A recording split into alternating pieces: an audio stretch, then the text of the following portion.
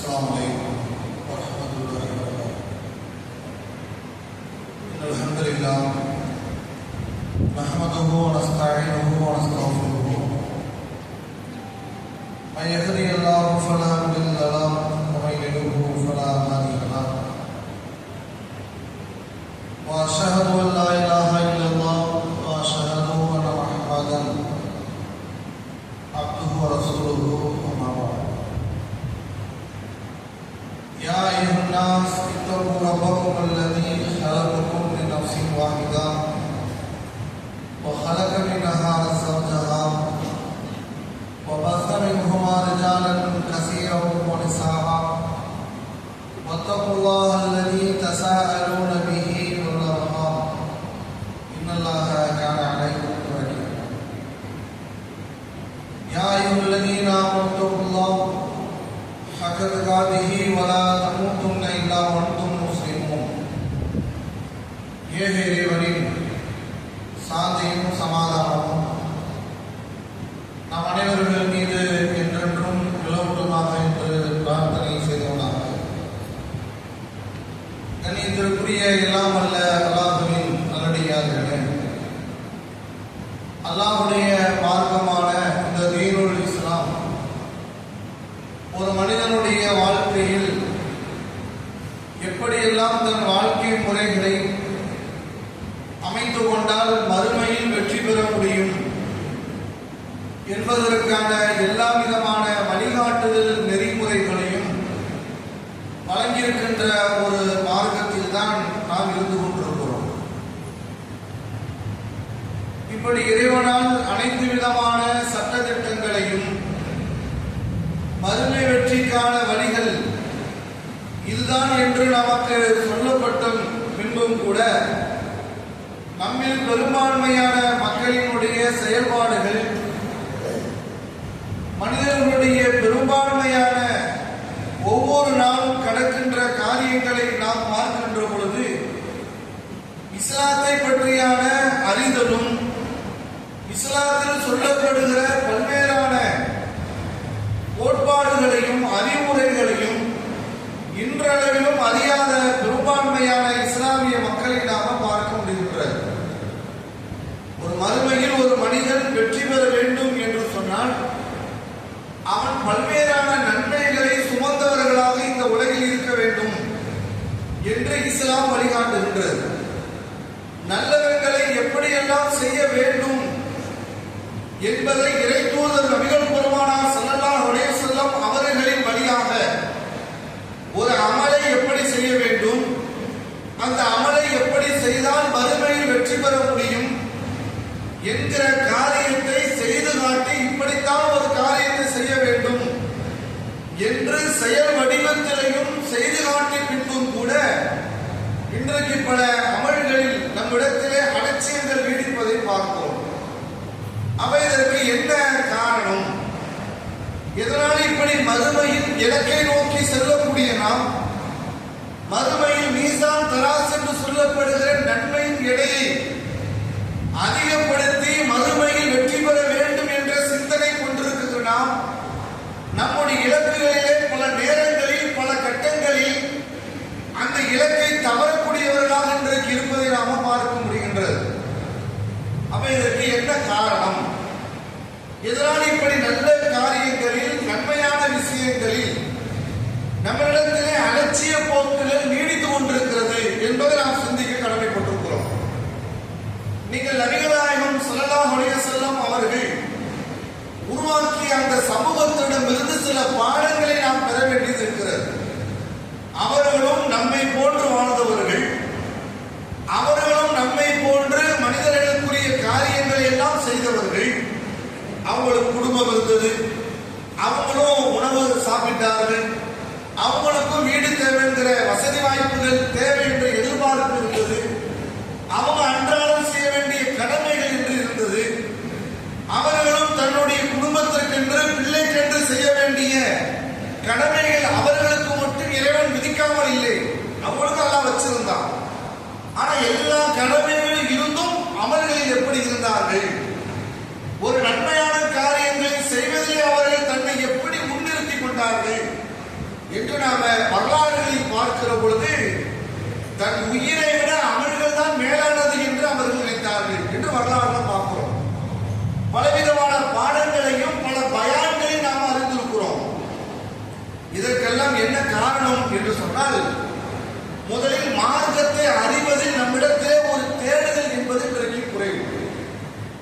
நம்மகிட்ட இன்னைக்கு என்ன ஆயிடுச்சுன்னா, எல்லாம் நமக்கு நிறைய தெரிஞ்சுட்டோம், நம்ம நிறைய விஷயங்களை தெரிந்து கொண்டோம், நம்ம நிறைய படிச்சுட்டோம், நம்ம தெரிந்து கொண்டது நமக்கு போதுமானது என்று நாம் இன்றைக்கு நாம் பல்வேறான காரியங்களில் பலவீனப்படுவதற்கு காரணமே மார்க்க விஷயங்களில் அறிந்து கொள்வதற்கான முயற்சிகள் நம்மகிட்ட குறைந்துவிட்டது.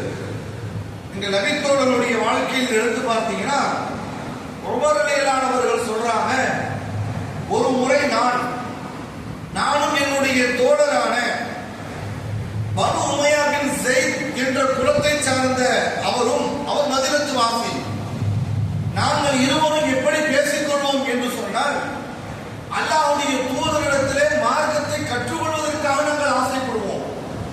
அவை எங்கள் குடும்பத்துக்கு நாங்கள் கவனிக்கணும், எங்களுடைய அன்றாட கடமைகள் என்று எங்களுக்கு இருக்கு.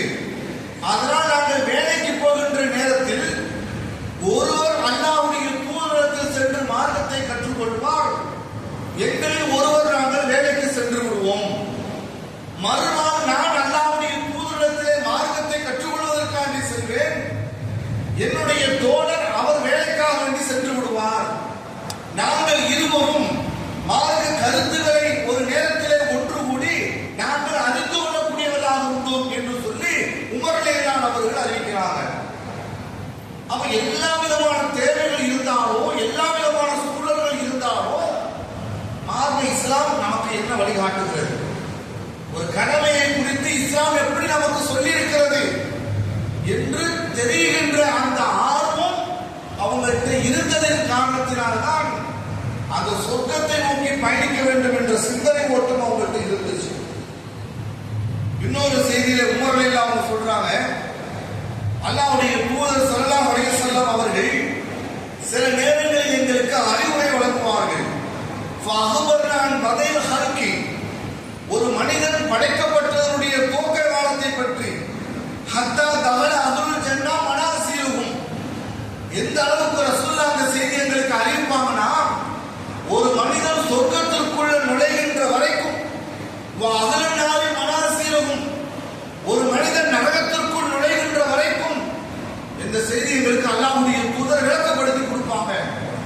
ஒரு மனிதன் சொர்க்கத்துக்கு எப்படி எல்லாம் போகிறான், ஒரு மனிதன் நரகத்திற்கு எப்படி எல்லாம் போறான் என்று எங்களுக்கு அல்லாஹ்வுடைய தூதர் விளக்கி கொடுப்பார்கள், விளக்கமாக நடத்துவார்கள். அப்படி நடத்துகின்ற பொழுது ஹஃபில ذلك من حفظه ونسيه من نسيه, எங்களில் சிலர்கள் அதை மரணம் செய்து கொள்வார்கள், எங்களில் சிலர்கள் அதை மறந்து விடுவார்கள் என்று உமர் அவங்க சொல்றாங்க. அப்ப அல்லாஹ்வுடைய தூதரிடமிருந்து ஒரு கல்வியை கற்றுக்கொள்வதற்கு அன்றைக்கு ஆசைப்பட்டார்கள், அன்றைக்கு ஆர்வம் இருந்தது, ஒரு செய்தியை தெரிஞ்சு கொள்ள ஆர்வப்பட்டாங்க. நீங்க 1000 செய்திகள்லாம் வேண்டாம், இன்னைக்கு நீங்க எடுத்துக்க, ஒரு சும்மா முடியுது, கடந்த சும்மா வாரத்தில் என்ன பேசுறாங்க நீங்க கேட்டு பாருங்களேன். மறுநாள் பேசுறாரு, ஆனா அந்த பேசுறாரு அப்படி போயிடுவான். யாராவது 1-2 பேர் தான் அந்த தலைப்புக்குள்ளே செய்தியை சொல்வார்களே தவிர, பெரும்பான்மையான மக்களுடைய கவனம் எப்படி இருக்குது என்றால், அந்த சபையை விட்டு நாம வெளியே போயிட்டோம்னா அந்த தலைப்பே மறந்துடும், என்ன பேசுறாங்களே மறந்துடும்.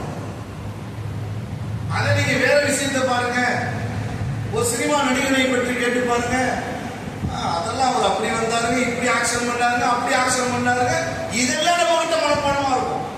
எது தேவையில்லையோ, எது சமுதாயத்திற்கு பயன் இல்லையோ, எது சமுதாயத்திற்கு எந்த விதமான நன்மைகளும் தராதோ அதெல்லாம் நம்ம நிறையவே தெரிஞ்சு வச்சிருக்கோம்.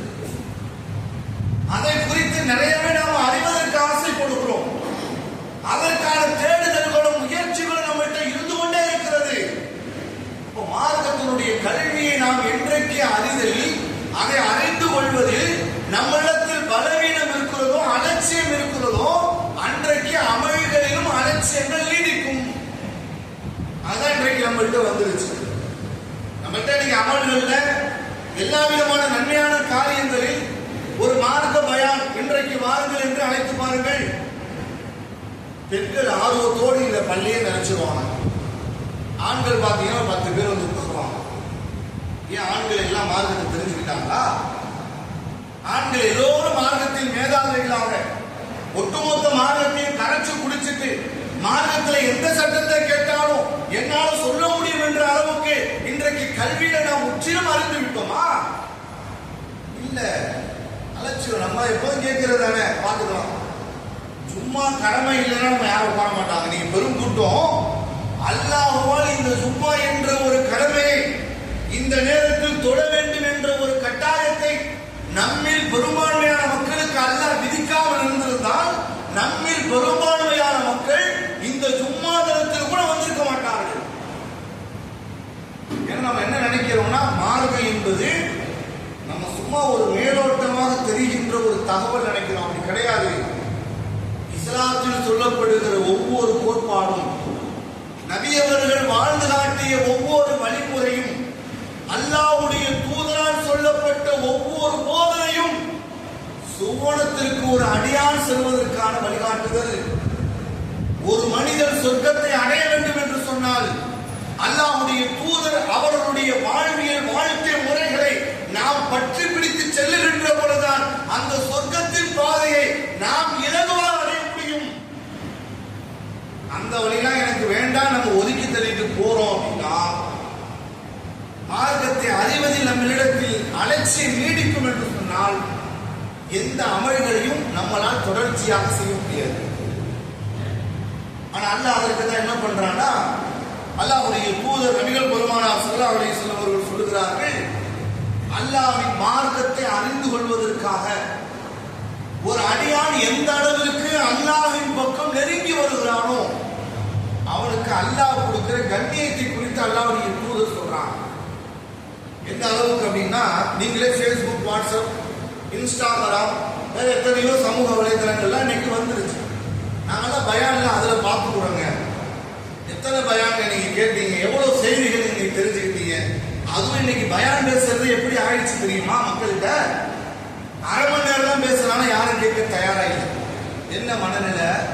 2 மணி நேரம் ஒரு படத்தை போடுறான், 2 மணி நேரம் ஒன்றில்லாத ஒரு காட்சியை காட்டுறான், 2 மணி நேரத்தை ஒரு படத்தை போட்டு முடிக்கும் பொழுது அந்த படத்தினால சமுதாயத்திற்கு என்ன பலன், அதை பார்த்தவர்களுக்கு என்ன பலன், அதனால் நாட்டுக்கு என்ன பலன் என்று எந்த பலனும் இல்லாத ஒன்றை 2 மணி நேரம் உட்கார்ந்து பார்ப்பாங்களா? பயானம் மட்டும் ஷார்ட்டா ஏதாவது இருந்தா போட்டு விடுங்க. ரொம்ப பெரிய பயானம் இருந்தா நீங்க சொல்லாதீங்க, அது மாதிரி வேண்டாம். ஷார்ட்ஸ் ஏதாவது இருக்கா, அப்படி ஏதாவது இருந்தா கட் பயானம் ஏதாவது இருக்கா? எப்படி மனநிலை மாறிவிட்டது என்று பாருங்கள். எந்த சிந்தனைக்குள்ள போயிட்டோம்? அதையும் பார்க்கிறோம், அதையும் பார்க்கறது இல்லை. அதையும் அப்படி மேல தள்ளி விட்டுட்டு யாராவது சினிமா நடிகரோ இல்லது யாராவது யூடியூபரோ யாராவது மக்களால் அறியப்பட்ட நகைச்சுவை நடிகர்களோ ஏதாவது ஒரு விஷயத்தை அதுல பேசுறா, அதை பார்த்துட்டு சிரிக்கிறது, அதை பார்த்து கமெண்ட் பண்றது, அதை பற்றியான பேசுகிறது, பேசுவது, இதெல்லாம் அப்படி கடந்துதான் போகும். ஆனால் இது கூட நம்ம இடத்தில் இந்த அலட்சியம் உண்டாவதற்கு காரணம் மார்க்கத்தில் இருக்கிற அறிதலுடைய குறைபாடு, அறியாமை. இந்த அறியாமை எப்படியான சிந்தனை நம்முடைய கொண்டு போகுங்கிறது ஒரு விஷயம் இருக்குது. ஆனா இது இன்னொரு விஷயத்தை அல்லாஹ்வுடைய தூதர் சொல்றாங்க, ஒரு மனிதன் கல்வியை கற்றுக்கொள்வதற்காக, இல்மை தேடுவதற்காக, இல்மு என்ற அறிவை, மார்க்க என்ற கல்வியை, இஸ்லாம் என்ற போதனையை, நபிகாட்டுதலுடைய வழிமுறையை, அல்லாஹ் ரப்பல் ஆலமீனுடைய வார்த்தைகளை ஒரு அடியான் அறிந்து கொள்வதற்காக அதை நோக்கி எந்த அளவுக்கு நெருங்குகிறானோ அவனுக்கு அல்லாஹ்வுடைய தூதர் சொல்லுகின்ற சிறப்பு என்ன தெரியுமா? அறிந்த லன்னி அபதிவி, என்னுடைய அடியான் என்னை எப்படி நினைக்கிறானோ அப்படியே அவனை நான் நினைக்கிறேன். வானமாவு இதா தக்கரனே, என்னை அவன் நினைத்தால் அவனை நான் நினைக்கின்றேன். ஃபைன் தக்கரி ஃபி நஃப்ஸி வ தக்கரதுஹு நஃப்ஸி, ஃபைன் தக்கரி ஃபி மலாயி தக்கரதுஹு ஃபி மலாயி கைர மின்ஹும்.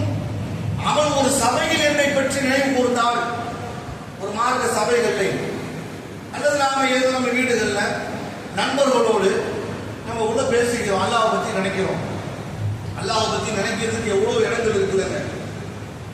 ஒரு மனிதன் இறைவனை பற்றி நினைக்கின்ற இடம் என்று எத்தனை இடங்கள் இருக்கிறது. போறோம். டூர் போற இடத்துல பெரும் பெரும் மலைகளை பார்க்கிறோம், பெரும் பெரும் மரங்களை பார்க்கிறோம், அதிசயமான சில காட்சிகளை பார்க்கிறோம். பார்க்கும்போது நம்ம என்ன பேசுவோம்? இப்படிதான் உலகத்தை எல்லாம் படைச்சிருக்கிறான், இப்படியான ஒரு படைப்பு. சில மலைகளை பார்த்தீங்கன்னா பாறைகள் அப்படி தனிச்சு நிற்கும், எந்த விதமான சப்போர்ட்டும் இருக்காது. ஒரு சின்ன கல்லுலாம் அந்த பாறை அப்படியே நிற்கும். பார்க்கும்போது நமக்கு ஆச்சரியமாக இருக்கும், இந்த பாறை இப்படி நிற்கிது. சில இடங்களில் அடர்ந்த காடுகளில் நாம் எதிர்பாராத சில பழங்கள் எல்லாம் கிடைக்கும். நம்ம பார்த்து ஆச்சரியப்படுவோம், இந்த மாதிரி ஒரு காட்டுல இப்படியான பழங்கள், விதவிதமான பலவிதமான சுவைகள் தரக்கூடிய பழங்கள் கிடைக்கிறது. எல்லாம் எப்படியான ஒரு படைப்பு இந்த உலகத்துல படைச்சிருக்கிறான் அப்படின்னு நினைக்கிறோம்ல. இது மாதிரி அல்லாஹ்வை எந்த இடத்தில் எந்த நேரத்தில் ஒரு மனிதன் அல்லாஹ்வை பற்றி நினைத்தாலும் அவன் எப்படி நினைக்கிறானோ அதை விட சிறந்த முறையில் நான் நினைக்கிறேன் அல்லாஹ் சொல்றான். அல்லாஹ்வை சிந்திக்கக்கூடிய ஒரு அடியானாக நாம் இருக்க வேண்டும் என்றால் இந்த மார்க்கத்தினுடைய தேடுதல், மார்க்கத்தை பற்றியான அறிதல் நம்மள்கிட்ட அதிகமாக இருக்க வேண்டும். அப்பதான் அந்த அமல்கள் நம்மள்கிட்ட என்ன செய்யும், இயல்பாகவே நம்மள்கிட்ட கூடும். இன்னைக்கு ஒரு கவர்மெண்ட்ல ஒரு சலுகை போடுறாங்க, முதியவர்களுக்கு பென்ஷன் வழங்கப்படுது. எவ்வளவு? 2500 3000 வரைக்கும் கொடுக்கப்படுது. இதை அடைவதற்கு என்ன செய்யணும்? இந்த விண்ணப்பத்தை நீங்க ஃபில் பண்ணணும், இந்த ஃபார்மை நீங்க ஃபில் பண்ணி கொடுக்கணும். இந்த ஃபார்மை ஃபில் பண்றதுக்கு என்னென்ன ஆவணங்கள் தேவை அப்படின்னா அதெல்லாம் தெரிஞ்சுக்கிட்டு ஃபில் பண்ணி கொண்டு போய் கொடுத்தாதான் அந்த 2500 கிடைக்கும். அந்த முதியவர்களுக்கு கிடைக்க வேண்டிய பென்ஷன் அப்பதானே கிடைக்கும். ஒரு கல்வி ஊக்கத்தொகை பெற வேண்டும் என்றால் அவர்கள் கேட்கின்ற ஆவணங்களை கொண்டு கொடுத்தாதான் அது கிடைக்கும்.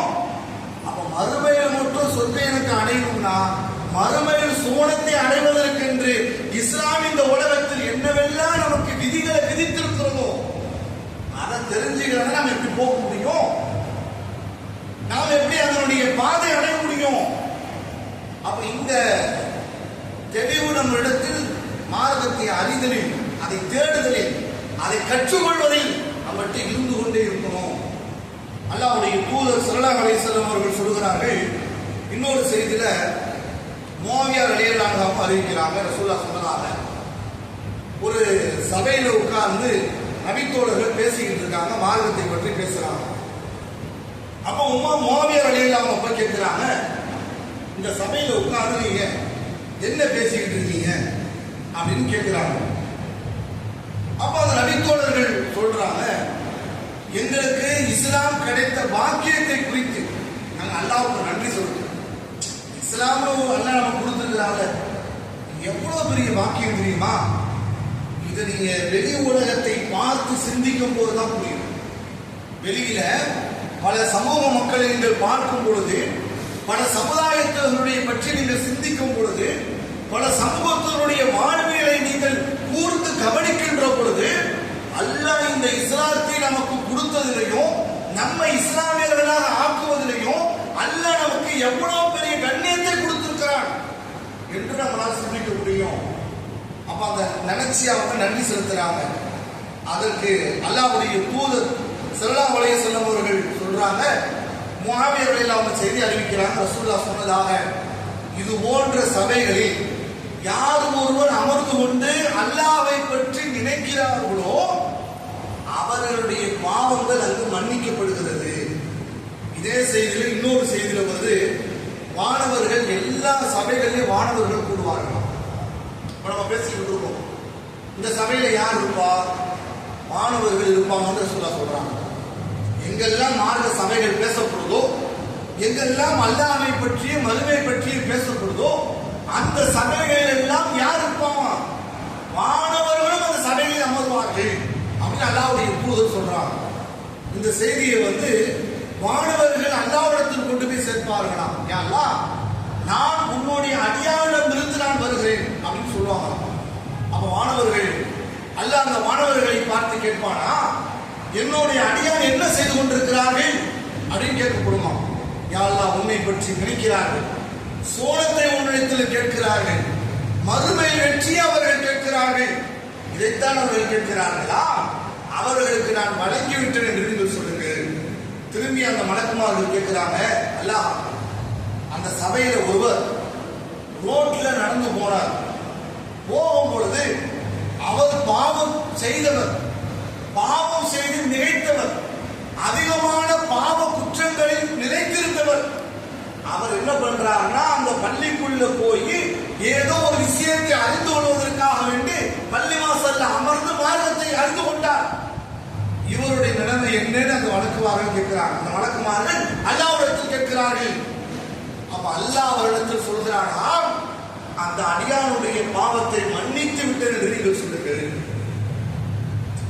ஒரு மார்க்க சபைகள்ல ஒரு கல்வியை கற்றுக்கொள்வதற்காக ஒரு சபைகளில் நாம அமருகிற பொழுது அங்கு கிடைக்கின்ற பாக்கியம் என்ன தெரியுமா? நமது பாவங்கள் அங்கு மன்னிக்கப்படுகிறது. அப்ப இது மாதிரியான நிலைகளை நாம உருவாக்கி கொள்ளும் பொழுதுதான் நாம மார்க்கத்தினுடைய தேடுதல்கள், அதை குறித்து அறிவதில் நம்மகிட்ட ஆர்வம் அதிகரிக்கின்ற பொழுதுதான் நம்முடைய அமல்கள் நம்மகிட்ட நீடிக்கும். இல்லைன்னா குறைஞ்சு போகும். என்ன ஆகும்? நடைமுறை நீங்கள் எடுத்து பாருங்க, என்னவான நிலை உருவாகும் என்று பார்த்தீங்கன்னா, அறியாமை நிறைய தோணும். மார்க்கத்தில் என்ன ஆகும்னா, அறியாமைகள், புதுமைகள், இஸ்லாத்தில் இல்லாத பல்வேறான, இஸ்லாத்தில் சொல்லப்படாத பல கோட்பாடுகள் இலகுவான முறையில நம்மளிடத்தில் குடிகொடுப்பது ஈஸியா இருக்கும். நீங்க இப்ப முஹர்ரம் பண்டிகைன்னு ஒண்ணு கொண்டாடினாங்க தமிழகத்துல. இந்த சியாக்களுடைய நம்பிக்கை சார்ந்த ஒரு கலாச்சாரம் முஸ்லிம்களால் இன்றைக்கு பல பகுதிகளில் அது கொண்டாடப்பட்டது. என்ன பண்றாங்க தெரியுமா? பள்ளிவாசலுக்கு வெளியில நெருப்பை மூட்டி அதுல தீ மிதிக்கிறாங்க. தீ மிதிக்கிறதுக்கு பேர் பூ மிதித்தலாம். அதனால பூக்குழி மிதித்தலாம். ஓடுறது. ஏன்பா இப்படி போற அப்படின்னா, ஹுசைன் ரலியல்லாஹு அவங்க இறந்து போயிட்ட துக்கத்தை நாங்கள் வெளிப்படுத்துறோம். இது எந்த மதத்தினுடைய கலாச்சாரம் இஸ்லாமிய சமூகத்திற்குள்ள நுழைந்து விட்டது என்று சொன்னால் எப்படி வந்தது? எப்படி இது மாதிரியான கலாச்சாரங்கள் இஸ்லாமியர்களுக்குள்ளே வந்தது? எதனால வந்தது அப்படின்னா, இது மார்க்கம், இது மார்க்கங்களுடைய அறிவை புரிந்து கொள்கின்ற அறிவு நம்மள்கிட்ட இல்லைன்னா எல்லாமே உள்ள வரும். இப்ப நம்ம தௌஹீத் புரட்சிக்கு பிறகு ஒரு விழிப்புணர்வு இன்றைக்கு சமூகத்தில் இருக்கிறது. இந்த விழிப்புணர்வு கூட மீண்டும் நம்மிடத்தில் அறியாமை உண்டாகும். எப்போது நீங்க அந்த கல்வியை தேடி போகல, அதை அறிகின்ற நிலையை நோக்கி போகவில்லை என்று சொன்னால் மீண்டும் இந்த சமூகத்தில் அறியாமை வந்துவிடும். சுன்னத்து கல்யாணம் ஒரு காலகட்டத்தில் பண்ணலாம். அந்த சுன்னத்து கல்யாணம்னா என்ன? இன்னைக்கு திரைப்படங்கள் எல்லாம் அதை ஊக்குவிப்பு பேசக்கூடியவர்கள் எல்லாம் இஸ்லாமிய நடைமுறைகள்ல இப்ப சமீபத்தில் அமீபி ஒரு படத்தை பெரும் விமர்சனத்திற்கு அளவுக்கு பேசப்படுது. அதுல சிலர் என்ன சொல்றாங்கன்னா, முஸ்லிம்களுடைய வாழ்வியலை அப்படியே வெளிப்படுத்தி பேசியிருக்கிறாங்க. என்ன பேசியிருக்கிறான்? சுன்னத்து கல்யாணம் பண்ணலாம், முஸ்லிம்களுடைய கல்ச்சர்ல உள்ளது காட்டலாம். சுன்னத்து என்பது மார்க்கத்தில் இருக்கு. அது ஊரில் அதிக வகையிலே அது செய்யறது.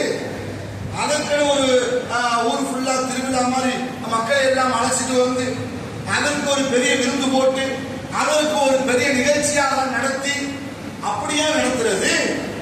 யாருக்கும் தெரியாம 4 பேர் டாக்டர் அழைச்சிட்டு போய் சர்வ சாதாரணமா பண்ணக்கூடிய ஒரு செய்திய ஒரு காலகட்டத்தில் சுன்னத்து கல்யாணம் என்று பண்ணினார்கள்.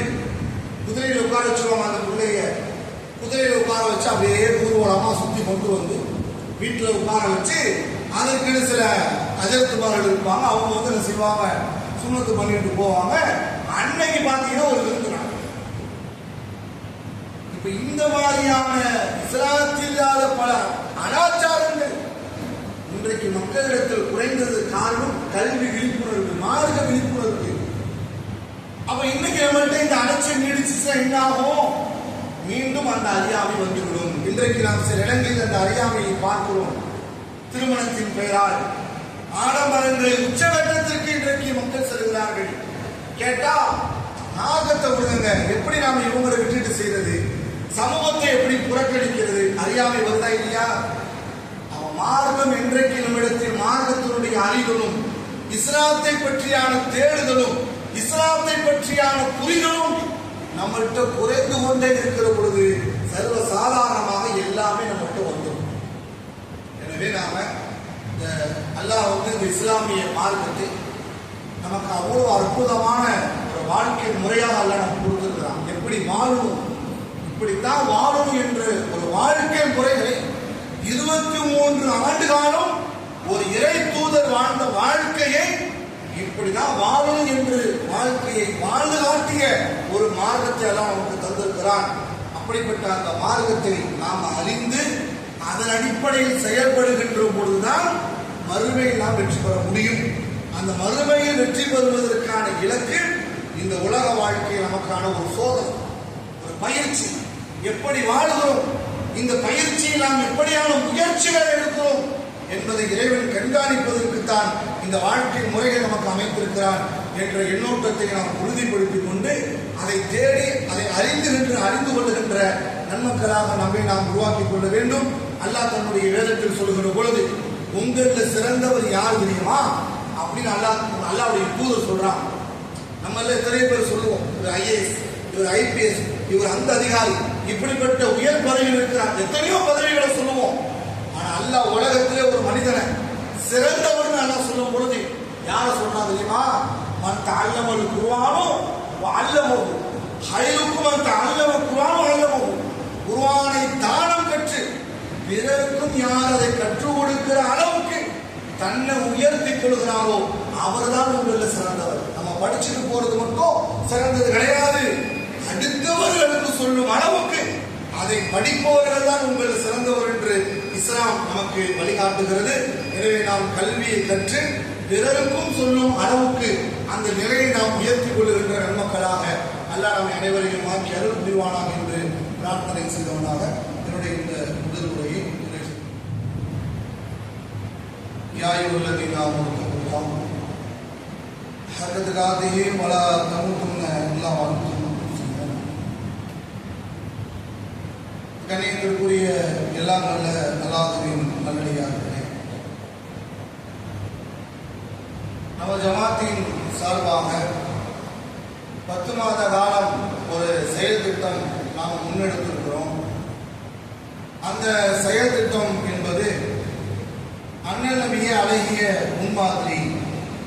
நபியவர்களுடைய வாழ்க்கையில் பல்வேறான முன்மாதிரி உள்ளது என்பதை குறித்து எல்லா சமுதாய மக்களிடத்திலையும் கொண்டு போய் சேர்க்க வேண்டும் என்பதை நாம ஒரு இலக்காக கொண்டு ஒவ்வொரு மாதத்திலையும் ஒவ்வொரு தலைப்பின் கீழே நாம் அந்த செயல் திட்டத்தை மக்களிடத்திலே பிரச்சாரமாக செய்து கொண்டிருக்கிறோம். அந்த அடிப்படையில் இந்த ஜூலை மாதத்தில் பெண்ணுரிமை போற்றிய நபிகளார் பெண்களுக்கு இஸ்லாம் என்னென்ன உரிமைகள் எல்லாம் வழங்கியிருக்கின்றது என்பதை குறித்து எல்லா மக்களிடத்திலையும் அனைத்து சமுதாய மக்களிடத்திலையும் திருமுனை கூட்டங்கள் வழியாக, நோட்டீஸுகள் வழியாக, சமூக வலைதளங்களில் விழிப்புணர்வு பிரச்சாரங்கள் வழியாக நாம் இந்த பிரச்சாரத்தை மக்களுக்கு மத்தியிலே கொண்டு சேர்க்க வேண்டும் என்ற ஒரு செயல் திட்டத்தை நாம முன்னெடுத்திருக்கிறோம். ஏனென்றால் இஸ்லாம் என்பது பெண்களை அடிமைப்படுத்துகிறது என்று ஏனைய சமுதாய மக்கள் பிரச்சாரமாகவே செய்கிறார்கள். பெண்கள் அணிகின்ற புர்காவாக இருக்கட்டும், அவங்க அணிகின்ற ஆடை முறைகள்ல, அவங்களுக்கு கல்வி விஷயங்கள்ல, அவங்களுடைய வணக்க வழிபாடு விஷயங்கள்ல எல்லாத்திலையும் பெண்களை இஸ்லாம் அடிமைப்படுத்தி வச்சிருக்கிறது என்று ஏனைய சமுதாய மக்கள் தவறான ஒரு புரிதல் இருக்கிறார். ஆனால் உரிமைகள் என்று நீங்கள் பார்க்கும் பொழுது எல்லா சமுதாயத்தை விட அதிக முன்னுரிமை ஒரு பெண்ணுக்கு கொடுத்த ஒரு மார்க்கம் இஸ்லாமிய மார்க்கம் தான். ஒரு பெண்ணுக்கு சொத்துரிமை ஆணுக்கு கொடுப்பதை போன்று பெண்ணுக்கும் சொத்துரிமை இஸ்லாம் வழங்கியிருக்கிறது. ஆடைகள் பெண்ணுக்கான அடிமைத்தனத்துக்கல்ல, பெண்ணுக்கான பாதுகாப்பிற்காக அந்த ஹிஜாப் என்ற ஒரு ஆடை முறையை இஸ்லாம் வழங்கியிருக்கிறது. கருத்துரிமையில் ஒரு சபையில தன்னுடைய குடும்பத்துல ஒரு பெண் மார்க்கத்தினுடைய கருத்தை சொல்வதாக இருந்தால், அவங்களுடைய சுய கருத்துக்களை சொல்வதாக இருந்தால், ஏனைய சமுதாயங்கள் எல்லாம் அவங்களுக்கு அந்த கருத்துக்கு மதிப்பு இருக்காது. ஆனா இஸ்லாமிய சமூகத்திலே பெண்ணுடைய கருத்துக்கு மதிப்பளிக்க வேண்டும் என்று இஸ்லாம் சொல்கிறது. திருமணம் முடிக்க போறாங்களா, யார்கிட்ட உரிமை கேட்கணும்? பெண்ணிட்ட அனுமதி கேட்கணும். உனக்கு கணவன் பிடிச்சிருக்குதா, இந்த திருமணத்தில் உனக்கு சம்மதம் இருக்கா என்று அந்த பெண்ணிடத்தில் அனுமதி கேட்டுதான் அந்த திருமணத்திற்கு செல்ல வேண்டும் என்று பெண்ணுரிமையை இஸ்லாம் வழங்கியிருக்கின்றது. இப்படி பெண்களுக்கு என்று இஸ்லாம் பல்வேறான உரிமைகளை வழங்கியிருக்கின்றது. எனவே நாம தான் இந்த பிரச்சாரத்தை வெளியே கொண்டு போகணும். இது சொல்லப்பட்ட கடமைகள் யார் மீது? நம்ம மீது, நம்ம ஏற்றுக்கொண்டிருக்கிற இஸ்லாத்தின் மீது கடமைகள் சுமத்தப்படுது. அப்ப நாம தான் நம்முடைய பொறுப்பை உணர்ந்து இந்த பிரச்சாரங்களில் நீங்களும் உங்களுடைய பங்கெடுப்புகளை முன்னெடுக்க வேண்டும் என்பதை இந்த நேரத்தில் கேட்டுக்கொண்டு என்னுடைய உரையை நிறைவு செய்து கொள்கிறேன். அல்ஹம்துலில்லாஹி ரப்பில் ஆலமீன். அஸ்ஸலாமு அலைக்கும்.